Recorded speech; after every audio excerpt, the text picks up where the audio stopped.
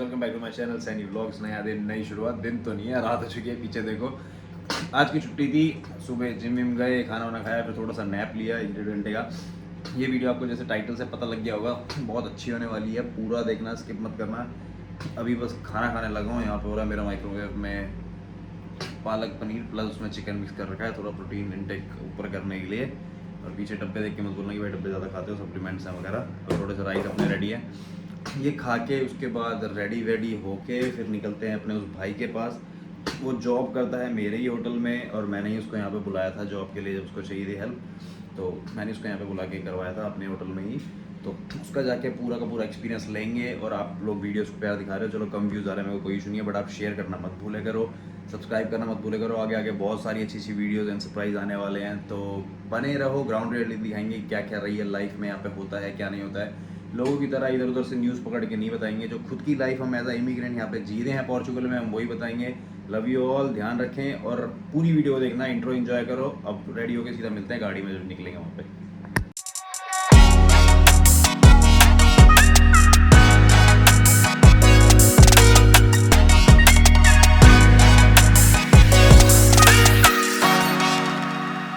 भाई अपना पालक वालक चिकन चिकन खा के चावलों के साथ निकल चुके हैं। अब अपनी राम प्यारी हमारी गाड़ी, इसको करते हैं स्टार्ट और चलते हैं होटल पे। ये अपनी गाड़ी आपको पता ही होगा, जब ली थी मैंने उसकी वीडियो भी डाली थी। जब गाड़ी ली थी, कौन सी गाड़ी है वो उसमें देख लेना। ये ऐसे यूक्रेन में था अपना सैनी व्लॉग्स, पीछे गाड़ी के वैसे ही है, काफ़ी लोग पहचान भी जाते हैं जो जानते हैं यहाँ पे आसपास। तो अभी गाड़ी में अपनी बैठते हैं और चलते हैं होटल। वीडियो थोड़ी ऐसी आ रही होगी, चलते हैं होटल, वीडियो बनाते हैं, भाई की एक्सपीरियंस जो भी है सर आपको दिखाते हैं। अब सीधा होटल मिलते हैं, गाने वाने चला के पहुँचते हैं पहले आराम से। तो भाई आ गए थे अपन होटल में, ये हमारा होटल है, आपको पता ही है, मैंने मेरी कई सारी वीडियोस यहीं पे शूट होती है। तो अभी भाई का लेते हैं छोटा सा इंटरव्यू, जिस टाइप का कि वो कैसे माल्टा में, आपको वैसे तो टाइटल से और वहाँ से थंबनेल से पता लग गया होगा, माल्टा और यहाँ पे पोर्चुगल में कंपैरिजन क्या है। क्योंकि काफ़ी लोग, हमारी काफ़ी सारी ऑडियंस है जो माल्टा की तरफ भागती है। अभी काफ़ी सारे मेरे को कॉल भी आते हैं, भाई माल्टा जाना चाहिए, पोर्चुगल आना चाहिए। तो वहाँ पे और यहाँ पे क्या डिफरेंस है, अर्निंग का बता देंगे, सेटलमेंट का, लाइफ सेटलमेंट का बता देंगे, डॉक्यूमेंट्स ईजी कहाँ से मिलते हैं वो बता देंगे, गलत चलेगी। ये सब चीज़ें दोनों में कंपैरिजन जितना भी है प्रॉपर कवर करेंगे। काफ़ी लोगों की जो कन्फ्यूजन होती है वो सारी इस वीडियो के एंड तक क्लियर हो जाएगी, तो वीडियो के एंड तक ज़रूर देखना। अभी भाई को के साथ करते हैं वीडियो स्टार्ट, एंड तक जरूर देखना और सब्सक्राइब जरूर कर लेना पहले। भाई आ चुके हैं भाई के साथ, भाई मेरे वाले ही होटल में, यहीं पे हम साथ ही काम करते हैं। तो आज मेरी छुट्टी थी, भाई काम पे थे, तो भाई का एक्सपीरियंस लेंगे। भाई आए थे दुबई से माल्टा, लेकिन भाई की जो दुबई की जर्नी है, दुबई की लाइफ कैसी है, दुबई और यहाँ पे इतना फ़र्क है, और वहाँ से मूव कैसे होते हैं, वो हम नेक्स्ट वीडियो में कवर करेंगे। जैसे कि मैंने आपको ने टाइटल में देखा होगा कि ये वीडियो है माल्टा। काफ़ी लोग, जो ये बहुत बड़ा मुद्दा है लोगों के दिमाग में कि माल्टा जाएँ यहाँ पे, काफ़ी लोग, क्योंकि माल्टा को ना वीडियोज़ इतने ज़्यादा वहाँ पे इन्फ्लुएंसर बैठे हुए हैं, इतनी सारी वीडियोस वहाँ की है कि डिलीवरी में इतना पैसा है, ये फलाना ठिकाना, तो काफ़ी लोग कंफ्यूज हो जाते हैं। तो वहाँ मैं ये नहीं कहता हूँ बुरी है, ये तो ये बताएंगे, हम गए नहीं है कभी। तो वहाँ का कंपैरिजन पोर्चुगल से करेंगे कि दोनों में क्या डिफरेंस है, बेनिफिट्स क्या है, डिसएडवांटेज क्या है, दोनों चीज़ों को कवर करेंगे। तो भाई से स्टार्ट करते हैं। तो भाई स्टार्ट करो। तो आप ये बताओ भाई, पहले ही हम कवर करते हैं कि पोर्चुगल में आप आए और आप माल्टा में से जब आप यहाँ पे आए थे, तो आपको माल्टा में क्या चीज़ें बुरी लगी थी जो यहाँ पे अच्छी है? क्या ऐसी चीज़ें वहाँ की लोगों को लेकर, गवर्नमेंट को लेकर, पुलिस को लेकर, क्या चीज़ें लेके, क्या अच्छा लगा था यहाँ पे ज़्यादा? फर्स्ट ऑफ ऑल, जब मैं माल्टा में एंटर हुआ तो मुझे पहले वहाँ पे क्या अच्छा लगा कि यहाँ वहाँ की जो टेम्प्रेरी रेजिडेंस कार्ड है आपको विद इन अ मंथ मिल रहा है। जब मुझे वो कार्ड मिला, तो जब मैंने वो कार्ड देखा तो उसके ऊपर मेरी कंपनी का नाम था जिसके थ्रू मैं वहाँ पे एंटर हुआ था, जिसके वर्क परमिट में आया था। तो इसका मतलब आप जब भी वहाँ पे आपको टीआरसी कार्ड मिलता है, अगर आप वर्क परमिट पे आते हो, तो आपकी टीआरसी पे कंपनी का नाम होता है। तो उसका डिसएडवांटेज क्या होता है कि आप जब भी, अगर आपको कंपनी कभी टर्मिनेट करती है या आप खुद से रिज़ाइन करते हो, तो आपको 10 डेज़ का टाइम पीरियड मिलता है नई कंपनी ढूंढने का या नई जॉब ढूंढने का। अदरवाइज़ आपको कंट्री आउट का नोटिस मिल जाता है। तो आप, जाहिर सी बात है, अगर आप कोई टर्मिनेट कर रहा है ऑन द स्पॉट, तो आपके पास 10 दिन है, 10 दिन में आप नए कंट्री में हो, आपको इतनी जल्दी जॉब्स नहीं मिलती, आपके रिलेशंस नहीं होते, लिंक्स नहीं होते किसी के साथ इतना, तो कंट्री आउट का नोटिस डेफिनेटली मिलना ही मिलना है। और उसकी भी कंडीशंस रहती हैं। जब आप नई कंपनी में जाते हो, तो नई कंपनी जब आपका वर्क परमिट दोबारा से अप्लाई करती है कंट्री के अंदर ही, तो आपको, जैसे यहाँ पे पोर्चुगल में जुनता बोलते हैं, वहाँ पे भी एक हाउस कॉन्ट्रैक्ट बनाना पड़ता है। तो वो आप जब भी जाओगे तो फर्स्ट टाइम आपको कंपनी एकोमोडेशन में रहना पड़ेगा, तो आपके पास हाउस रेंट तो एग्रीमेंट तो होगा नहीं। तो आप 10 दिन के अंदर कैसे नया हाउस ढूंढोगे, कैसे नया एग्रीमेंट बनाओगे, उसकी भी प्रॉब्लम आ जाती है वहाँ पे। फिर वही है, अंडर द टेबल आपको पैसे देने पड़ेंगे, ज़्यादा पैसे आपके खर्च होंगे हाउस रेंट लेने के लिए, एग्रीमेंट लेने के लिए। तो ये सब वहाँ की टीआरसी की वहाँ पे एडवांटेज नहीं है, डिसएडवांटेज है। जो भी सोचता है कि महीने में टीआरसी मिल जाती है शनिगन की, उसका कोई फ़ायदा नहीं है। आपको कभी भी कंपनी से लात पड़ सकती है, क्योंकि आप या तो आप थर्ड पार्टी पे काम कर रहे होगे, डायरेक्ट तो भूल ही जाओ, क्योंकि वर्क परमिट जो भी इशू होते हैं मिडिल ईस्ट में वो थर्ड पार्टी कंपनीज ही इशू करती है अपनी मैन पावर शो करके। तो ये सब था वहाँ का डिसएडवांटेज। अच्छा, तो मतलब आप वहाँ पे सेटल नहीं हो आप अभी। टीआरसी कार्ड जैसे हमारे पोर्चुगल में कार्ड है, इसकी बात हम बाद में करेंगे चलो। तो आपके पास वहाँ का पोर्चुगल, अगर वहाँ का जो सिटीज़न कार्ड है, माल्टा सिटीज़न कार्ड जो वहाँ का होता है, तो आप फिर भी वहाँ पे सेटल नहीं हो, फिर भी आपको आगे टेंशन में रहना पड़ेगा कि कभी भी आपको टर्मिनेट कर दें, या फिर मान लो आपको ही पसंद ना आए, कोई लड़ाई हो जाए, आपका काम पसंद ना आए, अगर आपको निकाल दें तो 10 दिन के बाद है, उसके बाद फिर आपको वही धक्के खाने पड़ेंगे। तो फिर आपका वो जीरो से स्टार्ट हो जाएगा। जैसे काफ़ी लोग, मैं इसमें एक चीज़ डाल देता हूँ कि काफ़ी लोग क्या करते हैं, फिर उसके बाद वहाँ से पोर्चुगल आ जाते हैं, तो उनके जो वहाँ पे टाइम स्पेंड उन्होंने किया वो सारा जीरो हो गया। जो उन्होंने कमाया जमाया तो चलो वो तो ठीक है, और लेकिन जैसे आपने ये बात करी कि हम कंपनी चेंज करते हैं, जैसे 10 दिन का टाइम है, चलो किसी को कंपनी मिल भी गई और उसको घर वाले मिल गया, पर जो कंपनी चेंज करते हैं वो भी तो फिर पैसे लेते होंगे ना। फॉर एग्जाम्पल, अगर उसमें भी मैं आपको एक बात मेंशन करना भूल गया, अगर आप कंपनी चेंज करते हो, फॉर एग्जांपल आप वहाँ पे वेटर की डेजिग्नेशन पे आए हो या फैक्ट्री हेल्पर की डेजिग्नेशन पे आए हो, जो आपकी फर्स्ट टीआरसी होगी उस पर वही लिखा जाएगा, waiter, either factory helper, either bike rider और समथिंग, कोई भी प्रोफेशन में आप आए हो। और दूसरा, जब आपको कंपनी चेंज करनी है तो आपको सेम डेजिग्नेशन ही ढूंढनी पड़ेगी, आप वहाँ पे स्विच नहीं कर सकते। आपने सेम काम ढूंढना पड़ेगा। अब ये नया रूल आ गया, आप वहाँ पे स्विच नहीं कर सकते अपने प्रोफेशन को। अगर आप प्लम्बर से बाइक राइडर पे जाओगे तो आपकी टीआरसी इशू नहीं होगी, आपको वो जॉब ही नहीं मिलेगी। बट पोर्चुगल की टीआरसी जैसे कि एकदम फ्री है, आपको फर्स्ट कार्ड मिलता है, आप कितनी भी कंपनी स्विच करो, कोई भी प्रोफेशन में आप जाओ, आप अपने टैक्स पे करो, आप सब कुछ ठीक रहता है। लेकिन माल्टा में ये सब कुछ भी नहीं है। अभी नया रूल है, आप सेम प्रोफेशन में अगर आपको काम ढूंढना है तो ठीक है, नहीं तो नहीं। तो जैसे कि हमने ये बात करी इसमें कि ऐसा माल्टा में सिस्टम है, अब हम बात कर लेते हैं इसी टाइम पे पोर्चुगीज़ में। पोर्चुगल में क्या हिसाब है? तो भाई पोर्चुगल में जब आप आए, पोर्चुगल का भी कैसे हिसाब चल रहा है? पोर्चुगल की आपके पास अभी रेजिडेंसी तो है नहीं, चलो आ जाएगी भगवान की दुआ से जल्दी। तो पोर्चुगल में जब आप आए, पोर्चुगल का आपको एक्सपीरियंस कैसा लगा, और यहाँ पे लाइफ कैसी है वहाँ के मुकाबले, और रेजिडेंसी कार्ड का यहाँ पे क्या सिस्टम है? यहाँ की लाइफ, जब मैं पोर्चुगल में एंटर हुआ तो फर्स्ट ऑफ ऑल सभी को पता है कि जैसे आप भी यूट्यूब वीडियोस देखते रहते हैं कि आपको सबसे पहले अपना फाइनेंस नंबर, सगोरो, ये वो पेपर्स आपने रेडी करने होते हैं। तो जब भी आप पोर्चुगल आते हो तो आपके 10 to 15 डेज़ मैक्सिमम इसमें लग जाते हैं। उसके बाद आप जॉब सर्च करते हो और अपना जॉब करना स्टार्ट करते हो। उसके बाद आपकी कंपनी ही आपके टैक्स पे करती है, जो कि माल्टा में थर्ड पार्टी पेरोल कंपनीज नहीं करेगी आपके टैक्स पे। यहाँ पे आप जब भी जॉब करोगे आपके कंपनी टैक्स पे करना स्टार्ट करेगी, जो एक मुझे अच्छी बात लगी, क्योंकि यहाँ पे लीगल रहने के लिए आप टैक्स पेयर होना बहुत ज़रूरी है उस कंट्री के लिए। और यहाँ पे आप आते ही, आपके डॉक्यूमेंट बनते ही आप लीगल हो जाते हैं। लीगल हो जाते हैं। आपका टीआरसी का जो प्रोसेस है वो स्टार्ट हो जाता है, आपका फर्स्ट डे से कह लो या सेकंड डे से वो स्टार्ट हो जाता है। उसके बाद जब मैं यहाँ पे आया तो यहाँ पे जो एकोमोडेशंस है माल्टा के अकॉर्डिंग थोड़ा आप कह सकते हैं अफोर्डेबल है, क्योंकि यहाँ पे अब प्राइजेस तो डिफर करता है स्टेट टू स्टेट और सिटी टू सिटी।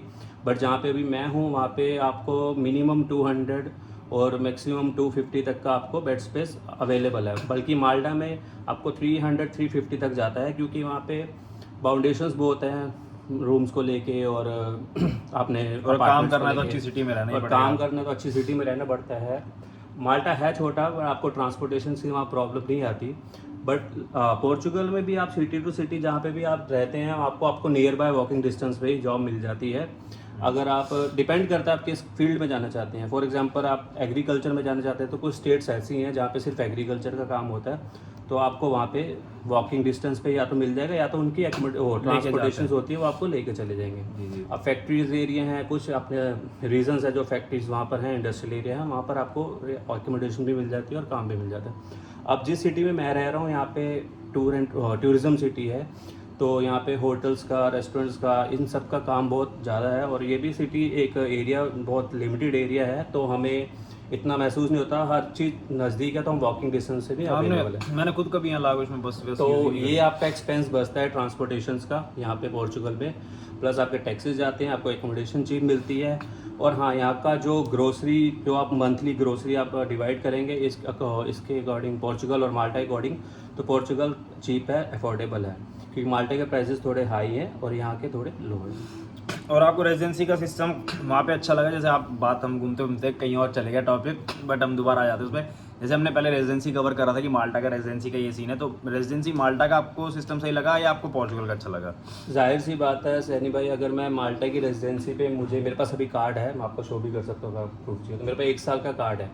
बस उस कार्ड का क्या फ़ायदा रह गया? उस कार्ड का बस ये फ़ायदा रहता है कि आप 26 शेंगन कंट्रीज आप घूम सकते हैं, बट उसको घूमने के लिए आपको सेटल होना यूरोप में बहुत ज़रूरी है, ठीक है। वो भी कंपनी आपको छुट्टी दे रहा है, वो भी कंपनी ऑफर करे ना करे, ये सब कुछ नहीं है। अब यहाँ पे जो पोर्चुगल का रेजिडेंस कार्ड है, उसके जो बेनिफिट्स मुझे नज़र आ रहे हैं वो यही है कि एक, फर्स्ट ऑफ ऑल तो ये फ्री कार्ड है, आप किसी भी कंपनी में कभी भी स्विच हो, आपके पास कोई बाउंडेशन नहीं है, और अगर काम नहीं भी है तब भी घर बैठे काम नहीं भी है, आप घर बैठे, अगर फॉर एग्जांपल आपने 6 मंथ्स या लीगल एंट्री पे अगर आपने 6 मंथ्स काम किया है, 180 डेज़ के आपके टैक्स पे हो चुके हैं, तो यहाँ पे आप, अगर आपको काम नहीं मिलता, आपका काम बंद हो जाता है, तो यहाँ जो सोशल सिक्योरिटीज़ डिपार्टमेंट है वो आपको कुछ हेल्प करेगा मंथली, डिपेंड करता है आपकी सैलरी पे।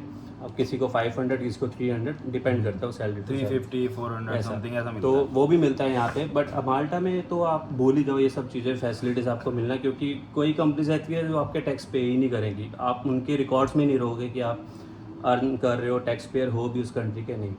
दूसरा, कंट्री आउट आप यहाँ से हो नहीं सकते, क्योंकि फर्स्ट डे आप लीगल हो, ठीक है।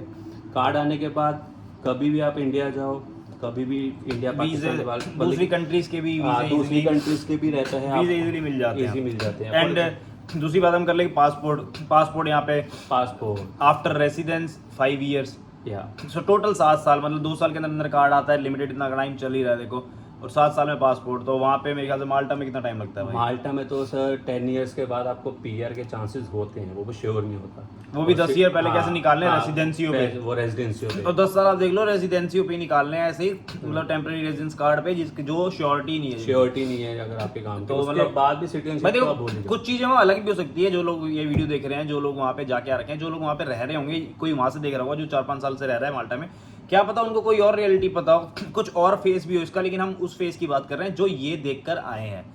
कुछ लोग यहाँ पे कमेंट करने लग जाएंगे कि भाई ऐसे नहीं ऐसे है, बट भाई हम वो एक्सपीरियंस शेयर कर रहे हैं जो ये देखकर आए हैं। नहीं, अगर आप मैं बताऊंगा माल्टा, जैसे फॉर एग्जांपल कोई बैचलर है, कोई यंग है, तो उसके लिए अभी माल्टा की इनकम उसको अच्छी लग रही होगी, और डिग्री के लिए भी अच्छा, कि डिग्री चीपर है, ठीक है। स्टूडेंट के लाइफ के लिए अच्छा लग रहा होगा उनको, सब कुछ अच्छा लग रहा है, लेकिन एंड ऑफ द डे सबको क्या चाहिए?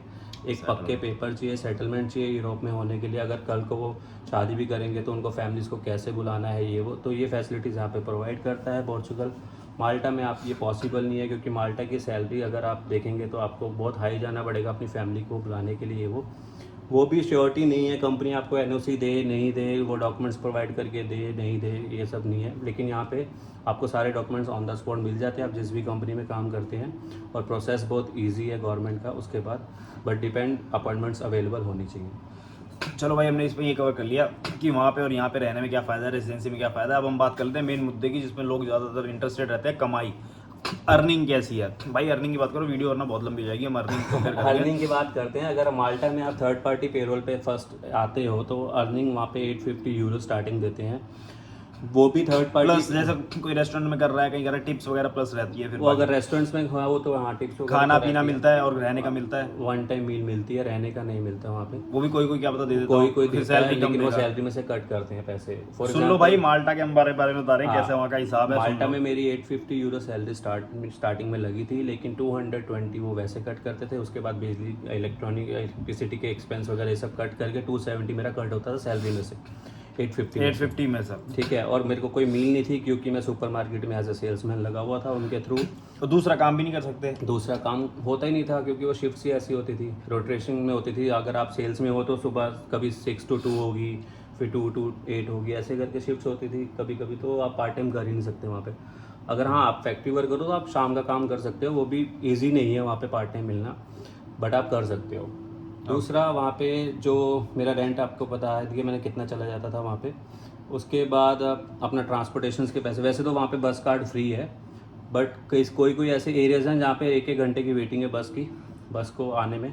तो आप क्या करते हो, टैक्सी ऊबर ये वो बोल्ट वगैरह करके फिर जाना पड़ता है, तो वो एक्सपेंसिव पड़ता है। तो अर्निंग इतनी है नहीं। और मैक्सिमम कितना कोई लोग कमाता है अपना बंदा वहाँ पे? जैसे मैक्सिमम फॉर एग्जांपल अगर आप फैक्ट्री वर्कर हो, सेल्स में हो, होटल रेस्टोरेंट में हो, तो स्टार्टिंग आपको, अगर आप डायरेक्ट कंपनी से हो, थर्ड पार्टी बीच में नहीं है, इन्वॉल्व नहीं है, तो 1200-1300 सैलरी उनको मिल जाती है। तो थर्ड पार्टी वाले पैसा ले लेते होंगे? थर्ड पार्टी वाले फॉर एग्जांपल आपको 5 यूरो के अकॉर्डिंग पे करते हैं, और आसाम आगे से मे बी 6 या 7 यूरो लेते हैं पर पर्सन। हाँ, तो हर महीने आपसे कमाते हैं वहाँ पे। और यही है, अगर वहाँ पे इतना रेट, और डिलीवरी वाले वहाँ पे कहते हैं बहुत पैसा कमाते हैं। डिलीवरी का काम अच्छा है, कर कौन सकता है उसे? डिलीवरी वहाँ पे कोई भी कर सकता है। आपकी कंट्री का होम लाइसेंस जो होता है 1 ईयर तक वैलिड रहता है वहाँ पे। नहीं, जैसे आप किसी कंपनी में लगे हुए हो और आपको डिलीवरी करनी है, कैसे करोगे फिर आप? नहीं, फिर नहीं कर सकते, क्योंकि फिर आपको उसके लिए क्या करना पड़ेगा? उसके लिए या तो वही, अब क्या करते हैं अपने देसी बंदे, किसी की आईडी रेंट पे ले लेते हैं, वैसा कर लेते हैं, वो सब सीन रहता है। लेकिन हाँ, उसकी कंप्लेंट पे वो आईडी ब्लॉक हो जाती है, किसी भी रेस्टोरेंट की अगर कंप्लेंट हो जाए। बट उनकी कमाई अच्छी है, उनकी कमाई अच्छी है, जो यहाँ पे भी अच्छी है ऑब्वियसली। डिलीवरी की तो यहाँ पे भी अच्छी है, पोर्चुगल। तो आपको यहाँ की पोर्चुगल की, चलो वहाँ की अर्निंग की बात कर ली कि आपको 850 के आसपास थर्ड पार्टी लगे हो, अगर डायरेक्ट लगे तो 1100-1200 बन जाती है। वो भी डिपेंड करता है कि आपको कितना वो काटते हैं किधर का, उन चीज़ों को। तो ये सैलरी का है। पोर्चुगल में आपको सैलरी कैसे लगी? पोर्चुगल की सैलरी जो बेसिक सैलरी है, सेम माल्टा वैसी सैलरी है जो थर्ड पार्टी वहाँ पे देती है। बट यहाँ का प्लस पॉइंट क्या है, जैसे हमने लास्ट, मेरी जो आज की वीडियो आपने देखी, जैसे ये वीडियो कल आएगी, कल या परसों आएगी, तो जैसे मेरे लास्ट वीडियो जो मेरी है वो बेसिक सैलरी के लेकर 820 हो चुका है, 820 हो चुका है। बट जो मेरे को स्टार्टिंग सैलरी मिलती वो बेसिक सैलरी से अच्छी सैलरी मिली हुई है। अभी मेरा इंक्रीज भी हो गया इस मंथ जनवरी में। गुड। तो सबका ऐसा हो चुका है हमारी कंपनी में। तो यहाँ की सैलरीज तो अच्छी हैं देखा जाए। मैं कहता हूँ कि अगर लोग कहते हैं कि जर्मनी जाने चाहिए, फ्रांस जाने चाहिए, भाई इधर ही आओ पोर्चुगल में। यहाँ की सैलरीज बहुत अच्छी है, अगर आप कैलकुलेशन पे आओगे, बात करोगे कैलकुलेशन की, और अगर काम आता हो और मेहनती हो, मेहनती तो चलो सभी है। अब कोई नहीं कि उठा के नीचे कमेंट कर देगा कि भाई अब मेहनती नहीं है, कि तू वजन ज़्यादा हुआ है तू। तो भाई मेहनती इन द सेंस होता है लोगों का मेंटली भी स्टेबल होना चाहिए। बंदे कभी क्या होता है ना, इधर उधर भागा दौड़ी में ज़्यादा रहते हैं और अपने आप को फोकस नहीं करते। हम भी यहाँ पे 800 में लगे थे। आज हमारी सैलरीज अलग है, बतानी तो नहीं चाहिए, बताऊंगा तो नहीं मैं, चलो ऐसे, बट हमारी आज सैलरीज अलग है। टिके हुए हैं, तभी तो भाई भी आए थे, भाई भी यहाँ पे टिके हुए हैं। धीरे धीरे बढ़ेगी सैलरी, पोजीशंस बढ़ेगी, हर चीज़ बढ़ती है। और क्या है, यहाँ देखो कोई भी नहीं वीडियो बना रहे हैं हम काम पे बैठ के। कुछ नहीं, मैं जब आया था मई में आया था, तो 1 महीना मैं फ्री बैठा था, तो मैंने आप ही की वीडियो देखी थी टिकटॉक पे इस जॉब के लिए। तो मैं अभी यहाँ से 60 किलोमीटर दूर था इनके सिटी से। मैंने फॉरन इनको मैसेज किया, इन्होंने जानते होंगे जो पोर्चुगल से देख रहे हैं, संता तोनियो में मैं रहता था, समझो, जहाँ एग्रीकल्चर का काम है। वहाँ पे भी मैंने 5-5, 6-6 महीने लोग खाली बैठे हुए देखे हैं, उनको काम नहीं मिल रहा था वहाँ पे। और मेरी हालत हो गई थी ख़राब कि अब क्या करूँ, क्योंकि 1 महीना मेरा निकल चुका था ऑलरेडी। तो कहीं ना कहीं इनकी वीडियो आ गई और मैंने देखी, इनको मैसेज किया, तो इन्होंने मेरा जॉब का अपॉइंटमेंट वगैरह, इंटरव्यू का अपॉइंटमेंट फिक्स किया और मैंने यहाँ पे इंटरव्यू कंडक्ट किया। उसके बाद ट्रायल, और उसके बाद मैं अभी यहाँ काम कर रहा हूँ कंटिन्यू, कोई प्रॉब्लम नहीं है। बढ़िया मज़े से रह रहे हैं, कमा रहे हैं, खा रहे हैं, पी रहे हैं। और दूसरी बात एक ये भी है कि यार अपना मेंटल स्टेट ना एकदम सही होना चाहिए बंदे का। अभी भी देखो ट्रायल पे आए थे, अगला, अब मेरे को काफ़ी लोग मैसेज करते हैं कि भाई काम दिला दो। भाई अगर होता है मैं खुद ही वीडियो डाल देता हूँ और बंदे आके अपना लग जाते हैं, ठीक है। ये आपके सामने और भी काफ़ी लोग हैं, सबकी वीडियो तो नहीं बनाई जाती। तो ये चीज़ है। तो यहाँ पे पोर्चुगल में अगर हम सैलरी माने, तो अगर वहाँ 850 में आप लगे तो आपका इंक्रीजमेंट इतना जल्दी नहीं होता। लेकिन यहाँ पे आप 820 मिनिमम है, बट मेरे को नहीं लगता कोई 900, 950 या 1000 से कम काम करता होगा। करते होंगे, जिनको नहीं आता है वो करते होंगे, बट 950, 900, 1000 इतनी सैलरी है। भाई के भी 1000 हो जानी है मेरे ख्याल से, इस महीने 1000 के आसपास सैलरी आनी है। और आपको पोर्चुगल आया 6 महीने हुए, 6 महीने हुए, 6 महीने। तो अगर 1000 यूरो सैलरी कमा रहे हैं, वो भी एक पर्टिकुलर टाइम है, उसके बाद आप दूसरी जॉब भी कर सकते हैं। इसी होटल में शायद ये इस साल पार्ट टाइम करेंगे तो एक्स्ट्रा अर्निंग है भाई। सीजन में यहाँ पे 8-9 महीने के अंदर बंदा 1800-1900 यूरो कमा लेता है, अगर बढ़िया जगह काम सेटल लगा हुआ है, अच्छी टिप्स आ रही है, अच्छा कमा रहा है। तो ये मतलब अर्निंग की हम बात करें तो माल्टा से बढ़िया यहाँ पे बंदा कमा लेता है। वो पोर्चुगल को देखो अंडररेटेड डाल रखा है लोगों ने बहुत टाइम से, तो इसलिए लोग सोचते हैं पोर्चुगल में कुछ है नहीं, बट ऐसा नहीं है। जो कमा रहे हैं वो अच्छा कमा रहे हैं, फुद्दू नहीं है, लोग यहाँ पे रह रहे हैं। जिनके पासपोर्ट भी आ गया वो भी यहाँ पे रह रहे हैं। क्यों रह रहे हैं? लाइफ सेटलमेंट, फ्यूचर सेटलमेंट, बच्चों की सेटलमेंट अच्छी है तभी रह रहे हैं। चलो लाइफ मेरे को नहीं यहाँ की अच्छी लगती, अगर मैं कहूँ कि मेरे को पर्सनल नहीं अच्छी लगती, बट लेकिन काफ़ी लोगों के लिए बहुत ईजी लाइफ है यहाँ पे, जो उनको दूसरी कंट्रियों से ज़्यादा ईजी मिल जाती है यहाँ पे, तो इसलिए लोग रहते हैं। तो आपको भाई, अब लास्ट हम इस वीडियो को खत्म करेंगे, आपने इतनी चीज़ें कवर हमने कर दी है। आप किसको सजेस्ट क्या करोगे? कौन, अगर कोई छोटी एज का है तो वो माल्टा जाए या पोर्चुगल आए, किसी ने पढ़ाई करनी है तो पोर्चुगल जाए माल्टा जाए, क्या फ़र्क है इन चीज़ों का थोड़ा सा? देखो सर, ये भी डिपेंड करता है उनकी सिचुएशन के अकॉर्डिंग, किस एज में है और बैकग्राउंड क्या है और किस प्रॉब्लम से आए हैं और कैसे आए हैं, ये भी डिपेंड करता है। अगर उनको अभी इतना ज़रूरी नहीं है सेटल होना यूरोप में, ये है वो है, तो फिर वो माल्टा, जर्मनी, फ्रांस, लेकिन फ्रांस जर्मनी तो इलीगल, माल्टा में लीगल रह के कमा सकते हैं, ठीक है। बट वहाँ पे मेरा ये कहना है कि वहाँ पे टाइम वेस्ट करने की ज़रूरत नहीं है। आप सेम अर्निंग यहाँ पे भी कर सकते हो, पोर्चुगल में स्टडी भी कर सकते हो, सब कुछ है यहाँ पे। डिफरेंट टाइप ऑफ आर्टिकल्स है, उस किसी भी आप आर्टिकल में आके यहाँ पे आप अपनी फाइल लॉक कर सकते हो as a student, as a worker. तो यहाँ पे वो फ़ायदा है, एक आपको ये बेनिफिट मिल जाएगा, आप जिस दिन कंट्री में आओगे उस दिन से लीगल हो, आपको ज़्यादा आपका टाइम वेस्ट नहीं होगा। अगर आप यंग एज में आए हो तो बहुत अच्छी बात, आपको सिटीजनशिप जल्दी मिल जाएगी। हो सकता है आप अनमैरिड होते हुए भी यहाँ का पासपोर्ट ले जाओ, और उसके बाद आपको क्या बेनिफिट्स होंगे आप खुद जानते हो। बाकी लड़कियां भी बहुत अच्छी हैं यहाँ पे, शादी के लिए भी मिल जाती हैं। तो भाई फाइनली मैं पोर्चुगल को, लोग कहते होंगे, काफ़ी कहते हैं कि लोग पोर्चुगल पर, हम जैसे काफ़ी लोग ऐसे चूतिए इन्फ्लुएंसर बैठे, मैं तो मुंह पे बोलता हूँ, मेरे को कोई डर नहीं किसी का। काफ़ी लोग ऐसे चूतिए इन्फ्लुएंसर बैठे जो कहते हैं कि लोगों ने फालतू में चढ़ा रखा पोर्चुगल को। भाई हम यहाँ रह रहे हैं, हम कमा रहे हैं, हमारा घर चल रहा है, हम तो चढ़ाएंगे। हमारा इंडिया, हम इंडिया के लिए भी बढ़िया कहते हैं, काफ़ी लोग इंडिया को भी बुरा कहते हैं, इंडिया के ही होकर। हम यहाँ पोर्चुगल में रहते हैं, हमारा घर चल रहा है, हमारे शौक पूरे हो रहे हैं, हमारी बैंक बैलेंस बना हुआ है, हम पोर्चुगल को चढ़ाएंगे। अगर हमें अच्छी ज़िंदगी यहाँ पे मिल रही है तो हम तो बताएंगे। हमें कोई लेना देना नहीं बहन जो किसी को मिल रही है दूसरे को नहीं मिल रही है, हमें क्या लेना देना, हम तो वो बता रहे हैं ना जो हम अपने, एक हम कहते हैं कि हम इन्फ्लुएंसर हैं, हम वीडियोस बना रहे हैं, हम ग्राउंड रियलिटी बताएंगे। तो ग्राउंड रियलिटी हम अपनी और देख के ही बताएंगे ना। हमारे एरिया में जितना भी है भाई, हमारे, मैं अगर 10 किलोमीटर के आसपास हम जितनों को जानते हैं, 50 किलोमीटर भी मान लो, हम जितनों को जानते हैं सब सेटल हैं, सब कमा रहे हैं, सब पैसा कमा रहे हैं। जो आधे साल यहाँ पे भी है जो नहीं कमा रहे, क्योंकि लेकिन हम उनकी हरकतें भी देखते हैं। जिन्होंने पी के काम पे जाना, उनको कौन काम पे रखेगा? तो ऐसी हरकतें हैं लोग। मैं अब वो लड़का है, नाम तो क्या लूंगा मैं उसका, आपको पता है नाम नहीं। वो लड़का जब आया था तो भाई काम दिला तो चलो मैंने तो नहीं दिलाया, पर उसको लकीली कहीं काम मिल गया। बट फिर जब वो काम पे जाता था हम देखते थे कभी पी के जा रहा है, रात को काम जा रहा है, नशे में है, सुबह किस टाइम पे बंदा काम पे जाएगा नहीं जाएगा। उसका किस्मत देखो, उसको 7 महीने में 7 या 6 काम, हाँ 5-6 काम मिल गया, पाए हैं उसके पास काम, चल घर किस्मत। बट वही है, नहीं है कदर, नहीं है तो कदर करनी सीखो। हर देश में काम है। देखो मैं किसी देश के लिए, हमने एक कंपैरिजन वीडियो बनाई कि वहाँ ऐसा है, यहाँ ऐसा, मैं ये नहीं कहूँगा वहाँ भी ना जाए, यहाँ भी ना जाए, कहीं जहाँ आपको अच्छा लगता है आप जाएं, जिसकी अपनी अपनी सेटलमेंट है। बट हमारा ये बनाने का वीडियो का मकसद था कि आप लोगों तक वो चीज़ें पहुँच जाए जो एक बंदे ने वहाँ रह के, क्योंकि आप जो वीडियो देख रहे हैं, जो जाना चाहते हैं उनको नहीं पता, लेकिन जो बंदा रहकर आया उसको ज़्यादा पता है। तो इसलिए हमारे वीडियो का मकसद यही था। तो वीडियो करते हैं भाई and, thank you so much. भाई के साथ अगली वीडियो आएगी दुबई, मतलब अरब साइड, जो क्या कहते हैं, गल्फ कहते हैं, मिडल ईस्ट गल्फ साइड की लाइफ कैसी है और यहाँ कैसी है लाइफ, वहाँ पे भी अच्छी है। तो जो भी चीज़ें हैं कंपेरिजन करेंगे। और भाई कैसे ट्रैवल करे थे यहाँ पे, वो भी हम उस वीडियो में ट्रैवल मतलब कवर करेंगे नेक्स्ट वीडियो में, जो आएगी दुबई वाली, और यहाँ पे गल्फ और यूरोप को रिलेटेड। उसमें हम पोर्चुगल नहीं, उसमें हम यूरोप और गल्फ की वो करेंगे, कंपैरिजन करेंगे और इनका ट्रैवल बताएंगे कि वहाँ से वीज़ा लेके कैसे आ सकते हैं। ध्यान रखिए अपनी फैमिली का। सब्सक्राइब जरूर कर लो भाई, सब्सक्राइब कर लो, आपको भी यहाँ के जॉब मिल सकती है। हाँ, अगर मेरे होगी तो भाई मैं पक्का मदद करूंगा। बाकी वीडियो को शेयर कर देना, प्यार दिखाओ, और जैसे मैं हमेशा बोलता हूँ फैला दो वीडियो। Love you all.